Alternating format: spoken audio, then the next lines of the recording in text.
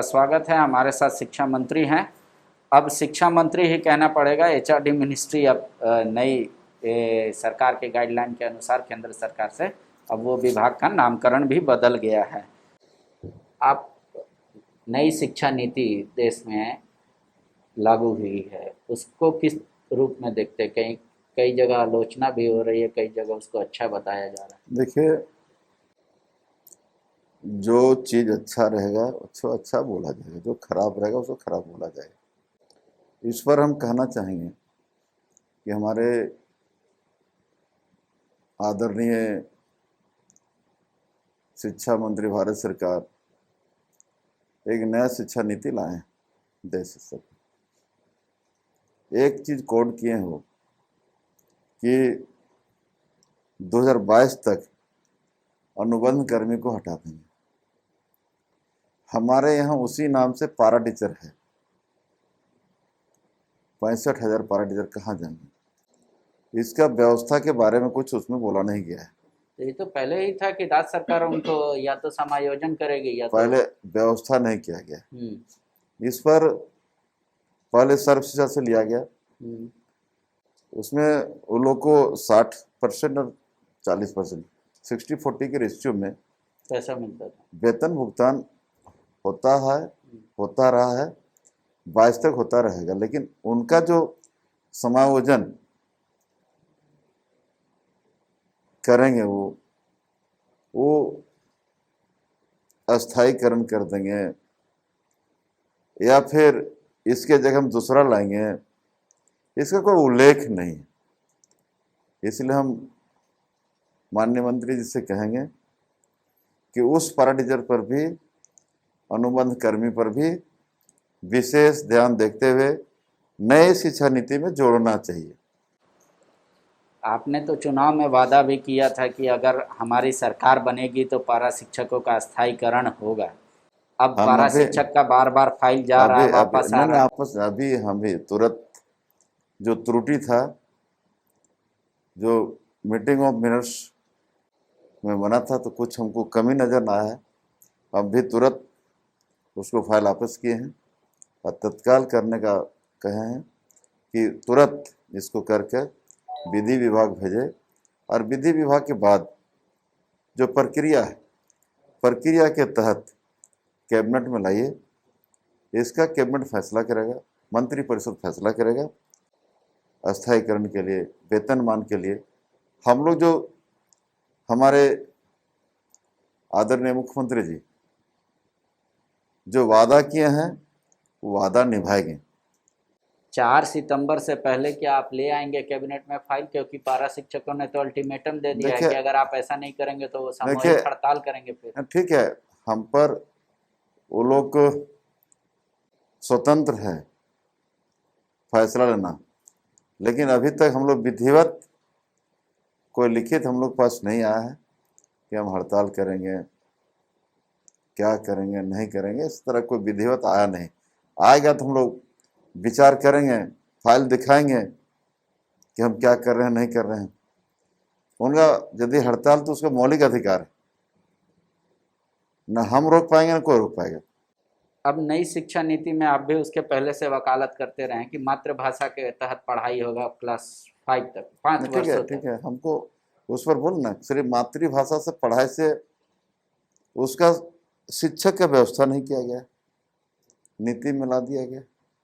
वो शिक्षक को लाना, शिक्षक व्यवस्था करना चाहिए मातृभाषा से।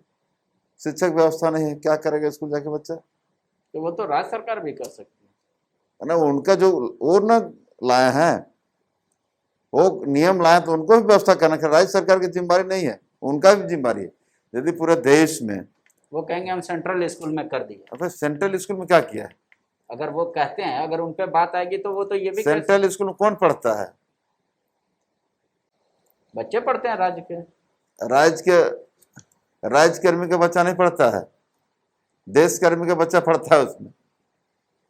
खाली देश कर्मी के लिए कानून बनाए, शिक्षा नीति बदलाव लाए हैं का? न देश स्तर पर लाए हैं। ये देश स्तर पर लाए हैं, देश की चिंता करना चाहिए कि हम उस पर जो भी नियम लाए हैं कि मातृभाषा में पढ़ाए हो, ठीक है, लेकिन उसका व्यवस्था क्या है? अभी अभी जैसे टेक्निकल काम के भी बारे में बोला गया क्लास 8 से कि हम टेक्निकल काम भी सिखाएंगे। तो टेक्निकल जो ट्रेनर है वो कौन करेगा? खाली फरमान जारी करने से होगा? नहीं, उसको व्यवस्था करना होगा। अब तो एक दिया गया है कि अब साइंस के स्टूडेंट संगीत भी, योगा भी मेन कोर्स में ले सकते हैं। सब ठीक है, लेकिन योगा करने वाला टीचर चाहिए ना, संगीत पढ़ाने वाला टीचर चाहिए ना। तो मतलब उसके लिए आप मान रहे सिर्फ राज्य सरकार जिम्मेदार नहीं है, केंद्र को भी इसमें नहीं, भागीदारी केंद्र यदि नियम लाया है तो केंद्र का भी साझेदारी निभाना चाहिए। सिर्फ राज्य पर थोप देने से नहीं होगा। हमारा जो पिछले साल का बजट है, जितना केंद्र का बजट था वो दिया नहीं। इस बार क्या होता है, बजट घटा भी दिए हैं, बजट के अनुरूप ही नहीं काम होगा। अब नई शिक्षा नीति में यह भी कहा गया कि जीडीपी का 6% खर्च करेंगे। इसको आप किस फैसले के रूप में देखते हैं? पहले 4.4 4.6 तक जाता था बजटीय प्रावधान। ना जो बजटीय प्रबंध है, हाँ, जो जीडीपी का 6% अब 6% देंगे, हाँ, तो दे तो पहले पिछला बार भी हम लोग बजट जो था भारत सरकार जो केंद्रांश वो नहीं दिए। कुछ लोग अब ये चर्चा कर रहे हैं कि जब मंत्री जी को दुख लगा इस बात को कि लोग कहे कि 10th पास है तो वो एडमिशन ले लिए, लेकिन जिस स्कूल में भी एडमिशन लिए वहाँ जो राज्य सरकार का पैसा जाता है वो भी टाइम पे नहीं मिलता। मंत्री जी को उस पर भी ध्यान देना चाहिए। पता नहीं है, चाहे पता कर लीजिए पांडे जी, पहले पैसा लोग को मिल गया। टीचर को जो राज्य सरकार का पैसा अनुदान बट गया है। बीजेपी कह रही है कि जिस स्कूल में आप ट्रस्टी है उसी में एडमिशन लेने गए ताकि आसानी से पास हो जाए। ट्रस्टी क्या बात है? हम उसी स्कूल में परीक्षा देंगे क्या? हम इसको कॉलेज बनाया है इसलिए वहाँ हम लिए, हम इसलिए वहाँ किए हैं। हम उस वहाँ पैसा चला गया है, बट भी गया है, जिसको जानकारी के अभाव में कुछ ना कुछ अलूर जलूर बोल देता है लोग। ऐसे तो कई आप पे आरोप भी लगेंगे कि स्कूल क्लास नहीं किया फिर भी आपका अटेंडेंस हो जाएगा। ऐसा है ना, हाँ, कि आपको छूट लेंगे। हमने नियम बनाया है, नियम के विरोध काम नहीं करेंगे, ठीक है? ठीक है। यदि हम जो 75% उपस्थिति की बात होगा, यदि हम नियम में नहीं आएंगे तो फार्म नहीं भराएगा, और यदि हम भरने के इच्छुक रहेंगे तो हम मर्सी पिटिशन कोर्ट को देंगे कि हमको मर्सी किया जाए। यदि कोर्ट मर्सी करेगा तो हम परीक्षा देंगे, नियम के बाहर थोड़ी है। ठीक है, हम मर्सी पिटिशन फाइल करेंगे कि हमको परीक्षा में बैठने की अनुमति दिया जाए। क्या कि हमने उस दिन भी कहा है कि एक शिक्षा मंत्री के रूप में मुझे आघात पहुंचा है। कुछ भाई लोग का नाम नहीं लेना चाहते हैं, 10वीं पास क्या करेंगे? तो हमने यदि कोविड नहीं रहता ना तो 10वीं पास शिक्षा मंत्री दिखा देता क्या कि क्या हम करने जा रहे थे और क्या करते, लेकिन लाचार हो गया, इतना बड़ा ठोकर लग गया है जो कुछ हम कर नहीं पा रहे हैं, लेकिन करने का इच्छा जज्बा है। हमने कहा क्लास भी करेंगे और कार्यालय भी संभालेंगे, जनता का सेवा भी करेंगे और खेती बाड़ी भी करेंगे। जब ये खबर पूरे भारत में फैला कि झारखंड के शिक्षा मंत्री एडमिशन लेने गए 11th में, अब पढ़ाई करेंगे, तो कई जो जानकार और वरिष्ठ लोग हैं वो लोग तो ये भी कह रहे हैं कि मंत्री जी को इस बात का दुख नहीं लगना चाहिए क्योंकि हमारे लोकतांत्रिक अधिकार है और कानून कहीं नहीं कहता कि 10वीं पास शिक्षा मंत्री नहीं हो सकता। उन्होंने सवाल भी किया है कि क्या कल अगर कोई कह देगा कि मंत्री जी मोटे हैं तो मंत्री जी खाना छोड़ देंगे? फिर देखिए, कुछ सवाल कर सकता है, लेकिन जो होने वाला चीज है ये होने वाला है। IAS IPS नौकरी की बात करता है कि नहीं, ये हमको बताइए। वो लोग पढ़ाई करते हैं? करता है, वो भी मेरा सोच में हुआ, हम किए हैं, लेकिन नियम के अनुसार करेंगे। कोई अपना पावर नहीं लगाएंगे उसमें, मिसयूज नहीं करेंगे। नहीं, एकदम नहीं। नियम सरकार बनाया है, सरकार के आदमी सरकार के मंत्री हैं, तो सरकार जो नियम बनाया है नियम के अनुसार ही चलेंगे। झारखंड विधानसभा में 81 विधायक हैं वर्तमान में, उसमें अनपढ़ से लेके पीएचडी होल्डर तक हैं, 10 लोग 10th पास हैं, तो उनके लिए कोई संदेश? हम तो कहेंगे कि संदेश के रूप में ही हमने किया है, लेकिन इच्छा अपना अपना, हम संदेश देने के लिए ही किया है। उनसे आप हम ये नहीं कहेंगे कि आप भी एडमिशन ना, ऐसा कहने क्या बात है, अपनी इच्छा की बात है, इच्छा अपना अपना है, हम संदेश के रूप में क्या है। एक आईटी सेल है जो आपके पीछे पड़ा हुआ है, वो ये सवाल कर रहे हैं कि मंत्री जी कभी कहा थे कि 10th और 12th को हम जो टॉपर होंगे उनको कार गिफ्ट करेंगे, कहाँ गया? खाली कैबिनेट से लाए कि पैसा हम दे देंगे? हमने उस कार्यक्रम को आज से नहीं कर रहे हैं, पहले हम अपने जिला में करते थे कि जो बाइक देते थे, हम बाइक देते थे। आप अल्टो कार की बात मेरा करें। बात सुन तो लीजिए। हाँ, हम पहले जो आज जिस कॉलेज में हमने 3 4 कार्यक्रम में जाते हैं, एक तो स्थापना जिस दिन होता है कॉलेज का उस कार्यक्रम में जाते हैं, एक 15 अगस्त, एक 26 जनवरी। हम स्थापना कार्यक्रम में घोषणा किए थे कि जो बच्चा राइज टॉप करेगा, लेकिन अपने क्षेत्र के लिए हम कहा था, तो उसको मैं अल्टो दूंगा, क्या उस क्षेत्र के हम जनप्रतिनिधि हैं। आज हम राज्य के एक जनप्रतिनिधि के मंत्री के रूप में हैं, तो हम राज्य क्या हैं, तो हम वो देते हैं। स्वर्गीय विनोद बिहारी महतो का 23 सितंबर का जयंती हम लोग मनाते हैं भंडारी धाम में, पढ़ो और लड़ो उसका नारा था, उसी दिन सम्मानित करते हैं, उस लड़का को सम्मानित करते हैं। बहुत बाइक के साथ साथ बाइक जो बच्चा हम कई दिए हैं, बाइक नहीं लेके बोला हमको लैपटॉप दे दीजिए, हम पढ़ाई पढ़ेंगे, कोई बोला हमको बाइकें दीजिए, जो मेरे क्षेत्र में पड़ता है हम देने का काम किया। आज भी जगन्नाथ महतो जो कहता है वही करता है। तो 23 को देंगे आप लोग? 23 सितंबर को हम लोग देते हैं प्रत्येक साल। देते हैं, लेकिन क्या जो आप वादा किए थे अल्टो कार का वो 23 तारीख को दिखेगा? हाँ दिखेगा। 2 सवाल पर थोड़ा सा राजनीति गर्म होती दिख रही है। एक BMW कार, मुख्यमंत्री कह रहे खजाना खाली था, खजाना खाली था, बोला इतना पैसा आ गया कि अब नया कार का जरूरत है। वो तो मुख्यमंत्री जी का चीज है, और वो आपका यदि गाड़ी नहीं रहेगा तो कार्यक्रम कैसे होगा? कैमी गाड़ी है। ये हमारे मुख्यमंत्री बीजेपी का मुख्यमंत्री जैसा नहीं है कि घर भी जाएंगे हेलीकॉप्टर लेके, ये नहीं है, ये हेलीकॉप्टर का मुख्यमंत्री नहीं है। तो उनका एक व्यवस्था जो है वो तो चाहिए उतना। तो पुरानी गाड़ियां तो है, पुरानी गाड़ी यदि सब दिन चल रहा, नया गाड़ी की क्या जरूरत पड़ता है? तब तो प्लांट बंद हो जाना चाहिए, नई गाड़ी बनना ही नहीं चाहिए। लोग सवाल उस पे उठा रहे हैं BMW की आवश्यकता। अरे BM जो पहले रघुवर दास भी गाड़ी खरीदते थे, उसको भी देखना चाहिए ना, कौन गाड़ी खरीदा था। सो कहने से पहले अपना देख लेना चाहिए, अपने गिरावन झांक लेना चाहिए कि हमने क्या किया है। इसमें आपको कोई अनुचित कदम नहीं लगता? कोई अनुचित कदम नहीं है, ठीक, व्यवस्था है गाड़ी। हाँ, वो खरीद सकते हैं, उनमें कोई कानूनी उनको रोक भी नहीं। अच्छा, ये खरीद लेंगे तो अपना गाड़ी की सरकार की संपत्ति हो, सरकार की संपत्ति, सरकार की संपत्ति होगा, वो सरकारी चीज होगा। तो मंत्री लोग के मन के अंदर हीन भावना तो नहीं आएगा कि मुख्यमंत्री नया गाड़ी पे चढ़ रहे हैं, मंत्री लोग पुरानी गाड़ी पे? एक सौभाग्य होगा कि हमारे माननीय मुख्यमंत्री BMW में चल रहे हैं, सौभाग्य की बात।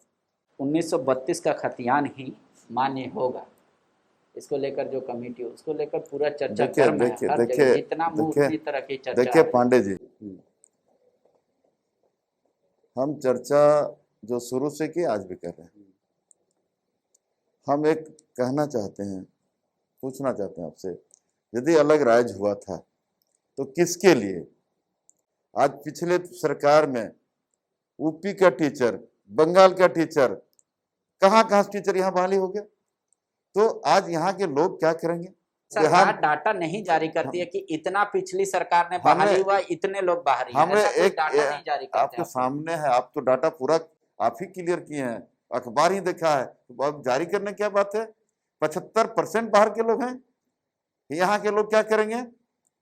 आज जब हम बिहार में थे उस समय हमको स्थानीय प्रमाण पत्र 1932 का मिलता था। जब अलग राज्य हो गया तो 85 का क्या आधार है, आप बता दीजिए। आप कह रहे हैं कि बिहार का फैसला को हूबहू लागू कर देंगे, जहां पटना लिखा है वहां झारखंड रांची कर देंगे, और बिहार में जब हम थे हाँ तो हम 1932 के खतियान के आधार पर स्थानीय बनता था जी, 1985 का क्या आधार है? ठीक है, लेकिन एक बार झारखंड सरकार ये लागू करके देख चुकी है, बाबूलाल मरांडी के समय, उस समय की भी स्थिति से आप वाकिफ हैं? ना क्या हुआ था? जो क्या हुआ नहीं, इस समय भी वाकिफ हो गया। 85 में लागू किए ना, रघुवर जी आ नहीं सके, ये भी ध्यान दीजिए। खाली एक तरफ बोलने से नहीं होगा, आपस नहीं आ सके वो। ठीक है, दो अब मामला आता है किसी भी स्टेट में रहने के लिए स्थानीय को, तो डोमिसाइल बाय ओरिजिन और डोमिसाइल बाय चॉइस। हम तो आप चॉइस वालों के लिए हम क्या देंगे? आपको भी दिखाएंगे। जब दूसरे राज्य में, बिहार के ही ले लीजिए, बिहार के में जो नियमावली है उसमें बहाली में, सरकारी नौकरी की बहाली में लिखा है कि भारत के निवासी हो और ब्रैकेट में बिहार के वासी हो, और झारखंड में भारत के निवासी। क्यों भाई, क्या अलग? यदि बिहार में इस तरह का है कि भारत और बिहार का, तो झारखंड में सिर्फ, झारखंड में ऑल इंडिया पूरा देश के क्यों? अब बंगाल चल जाइए, सबके अपना अपना स्थानीय है, झारखंड में क्यों ना स्थानीय बनेगा? तो अब एक सवाल आ रहा है, जो डोमिसाइल बाय चॉइस है उनको कितने साल का आधार माना जाएगा? वो कितने साल जो यहाँ रह लेगा उसको स्थानीय आप मानेंगे? जो भी है, जो भी कुछ आधार चाहिए, किसी का कुछ आधार चाहिए, बिना आधार के कुछ बेतुका काम नहीं करना चाहिए। 85 बोल दिया हो गया, 85 क्या आधार है उनका 85 का? हमारा तो खतियान का आधार है कि हम 32 के हैं, और कोई चीज आधार चाहिए ना। ठीक है, बिना आधार के क्या होगा? अगर उन समय जिनके पास जमीन नहीं थे, भूमिहीन नहीं थे, उनको कैसे आइडेंटिफाई करेंगे आप? एकदम आइडेंटिफाई होगा, क्या तरीका ऐसा होगा? नहीं है, वैसा नहीं है। जैसे मान लीजिए भूमिहीन है, तो हम जो आज राज्य में पहला, हमारा व्यक्तिगत विचार है, व्यक्तिगत पहला सर्वे जो हुआ है चुनाव का 1952 में, हम पहला वोट किए हैं, मेरा वोटर लिस्ट में नाम है, वो भी एक आधार है। तो वो तो आ जाएगा, हम वोटर लिस्ट में मेरा नाम है, हम एथी में है, पहला सर्वे में है। दो ऐसे प्रखंड है जहाँ कोई सर्वे नहीं हुआ, लिट्टीपाड़ा और एथी में, पाकुड़ के दोनों प्रखंड। अब हो सकता है, लेकिन उसका खतियान तो होगा, कागज तो होगा, ऐसा नहीं कि बिना कागज को लोग होंगे। सो ठीक है, सरकार का ये फैसला जब आएगा तो आप लोग निर्णय लेंगे। जेएमएम का बात करते हैं। जेएमएम जब अगर ये बात ठोक के कहती है कि 32 का खतियान लागू होगा, लेकिन यही जेएमएम जब एनआरसी की बात आती है तो उसमें विरोध करते हैं, क्योंकि एनआरसी में तो 32 का खतियान भी नहीं खोजा। ऐसा फिर कैसे चलेगा? फिर तो बीजेपी सवाल करेगी। कोई विरोध की बात नहीं। हम पहले एनआरसी है तो एनआरसी में तो वही है, वो तो 72 मान के चल रहा है। अब 72 जबरदस्ती 72 कैसे मान के चलेगा? कुछ हमने पहले ने कहा कि आधार चाहिए। क्या आधार है? कोई आधार चाहिए। हमने कहा कि आधार की हमने बात बताया कि एक तो खतियान होना चाहिए, दूसरा जो पहला आज़ादी के बाद चुनाव हुआ है उसमें नाम होना चाहिए। वोटर लिस्ट है, ये मेरा आधार, मेरा व्यक्तिगत एक सोच है। ठीक है, बहुत विद्वान लोग भी हैं, अपना सोचेंगे क्या हो सकता है।